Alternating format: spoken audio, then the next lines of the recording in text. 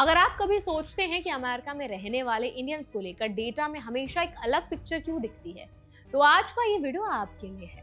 आज हम समझेंगे कि अमेरिका में इमिग्रेंट्स को मिलने वाली वेलफेयर असिस्टेंस की लिस्ट में इंडिया का नाम क्यों नहीं है और इसका पॉलिटिक्स से ज्यादा कनेक्शन एजुकेशन, जॉब प्रोफाइल और माइग्रेशन पैटर्न से कैसे जुड़ा हुआ है। इस वीडियो में आज हम 3 चीजें कवर करेंगे। वेलफेयर लिस्ट क्या होती है, इंडिया क्यों एब्सेंट है और इससे यूएस में पढ़ने और काम करने वाले इंडियंस क्या सीख सकते हैं।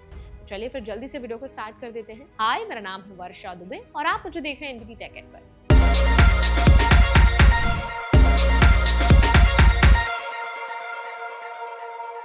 हाल ही में अमेरिका के प्रेसिडेंट डोनाल्ड ट्रंप ने एक चार्ट को शेयर किया जिसमें अलग अलग कंट्रीज से आए इमिग्रेंट्स के वेलफेयर रेसिपिएंट रेट्स दिखाए गए हैं। तो इस लिस्ट में करीब 120 कंट्रीज और टेरिटरी शामिल हैं। पाकिस्तान, बांग्लादेश, नेपाल, चाइना जैसे देशों का नाम इस लिस्ट में है, लेकिन इंडिया इस लिस्ट में कहीं नहीं दिखता। पहली नजर में ये पॉलिटिकल पोस्ट लग सकता है, लेकिन असली कहानी डेटा के अंदर छुपी हुई है। सबसे पहले समझते हैं कि लिस्ट असल में है क्या। तो इसे immigrant welfare recipient rates by country of origin कहा गया है। इसमें ये दिखाया गया है कि अमेरिका में रहने वाले इमिग्रेंट्स के हाउस होल्ड्स में से कितने परसेंटेज गवर्नमेंट असिस्टेंस या वेलफेयर बेनिफिट्स रिसीव कर रहे हैं। फॉर एग्जांपल, बांग्लादेश के इमिग्रेंट हाउस होल्ड्स में ये रेट 54.8% बताया गया, पाकिस्तान के लिए 40.2%, नेपाल के लिए 34.8% और चाइना के लिए 32.9%।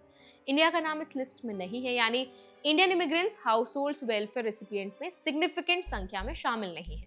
अब सवाल ये कि ऐसा क्यों है? क्या इंडियंस को वेलफेयर नहीं मिल सकता या उन्हें अलाउ नहीं किया जाता? तो उसका जवाब है नहीं। असल वजह इससे बिल्कुल अलग है। इंडिया का इस लिस्ट में ना होना सीधे तौर पर इंडियन माइग्रेंट्स के प्रोफाइल से जुड़ा हुआ है। अमेरिका में इंडियन माइग्रेंट्स का मेजॉरिटी हिस्सा एजुकेशन और स्किल्ड वर्क के रास्ते से जाता है। प्यू रिसर्च सेंटर के डेटा के मुताबिक इंडियन अमेरिकन्स अमेरिका में रहने वाली एशियन ओरिजिन पॉपुलेशन का दूसरा सबसे बड़ा ग्रुप है और उनकी इकोनॉमिक प्रोफाइल बाकी ग्रुप से काफी अलग है। इंडियन अमेरिकन हाउस होल्ड्स की मीडियन एनुअल इनकम 2023 में करीब $1,51,200 बताई गई है, जो एशियन हाउस होल्ड्स के ओवरऑल मीडियन इनकम से काफी ज्यादा है। अगर इसे और डिटेल में देखें तो इंडियन इमिग्रेंट हाउस होल्ड्स की income US born Indian house hold से भी ज्यादा है। इसका मतलब जो इंडियंस बाहर से माइग्रेट करके आए हैं वो ज्यादातर पहले से एजुकेशन और जॉब ओरिएंटेड बैकग्राउंड से आते हैं। यही वजह है कि वेलफेयर डिपेंडेंसी नेचुरली कम होती है। अब यहाँ एजुकेशन एंगल बहुत इंपॉर्टेंट है। देखिए, इंडिया से यूएस जाने वाले बहुत सारे लोग F1 स्टूडेंट वीजा पर जाते हैं। ये स्टूडेंट ज्यादातर stem, technology, health care, management जैसे फील्ड्स को चूज करते हैं। पढ़ाई के दौरान और बाद में उनका फोकस जॉब मार्केट में एंट्री पर होता है, ना कि असिस्टेंस सिस्टम पर। पढ़ाई के बाद ओपीटी और फिर जॉब में कन्वर्ट होना, ये इंडियन स्टूडेंट के लिए एक कॉमन पाथ बन चुका है। इसके बाद आता है work migration angle. Indian professional ज्यादातर H1B या सिमिलर स्किल्ड वर्क वीजा पर यूएस जाते हैं। ये लोग पहले से एम्प्लॉयमेंट लिंक्ड होते हैं, रेगुलर सैलरीज अर्न करते हैं और टैक्स पेइंग वर्क फोर्स का हिस्सा बन जाते हैं। जब इनकम स्टेबल होती है, एम्प्लॉयमेंट कंटिन्यूअस होती है, तो वेलफेयर असिस्टेंस की जरूरत ही नहीं पड़ती। यही पैटर्न इस वेलफेयर डेटा में रिफ्लेक्ट होता है। इंडिया का नाम इस लिस्ट में ना होना किसी एक्सेप्शन की वजह से नहीं, बल्कि इसीलिए है क्योंकि इंडियन माइग्रेंट्स का इंटरैक्शन वेलफेयर सिस्टम से कम और एम्प्लॉयमेंट सिस्टम से ज्यादा रहता है। तो इस पूरी स्टोरी से यूएस में रहने वाले इंडियंस, खासकर स्टूडेंट्स और प्रोफेशनल्स के लिए एक बड़ा टेक अवे निकलता है।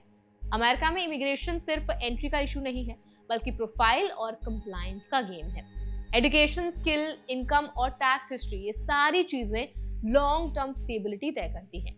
आज के टाइम में जब इमिग्रेशन एनवायरनमेंट ज्यादा स्ट्रिक्ट और अनसर्टेन हो रहा है, ऐसे डेटा फ्यूचर पॉलिसीज के लिए रेफरेंस बनते हैं। इसीलिए इंडियंस के लिए ये जरूरी है कि अपने वीजा स्टेटस, एम्प्लॉयमेंट कंटिन्यूटी और डॉक्यूमेंटेशन को लेकर एक्स्ट्रा केयरफुल रहें।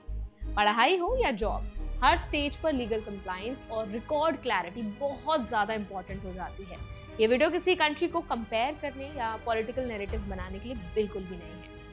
इसका मेन एम ये समझना है कि एजुकेशन ड्रिवन और वर्क ड्रिवन जो माइग्रेशन होता है वो किस तरह से लॉन्ग टर्म सिक्योरिटी क्रिएट करता है।